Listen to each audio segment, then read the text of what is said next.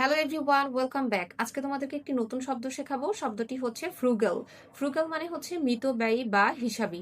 সহজ কথায় একজন মিতব্যয়ী মানুষ হলেন তিনি, যিনি খুব চিন্তা ভাবনা করে টাকা বা সম্পদ খরচ করেন।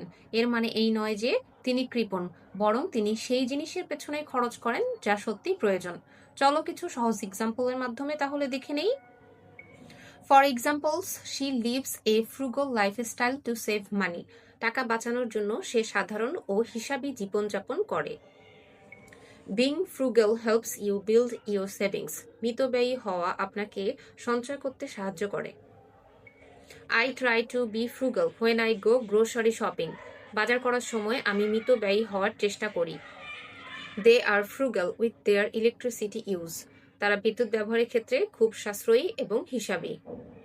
B frugal not stingy. মিতব্যয়ী হও, কৃপণ নয়। এখন তোমাদের পালা। এই শব্দটি দিয়ে একটি বাক্য বানিয়ে কমেন্টে লিখো।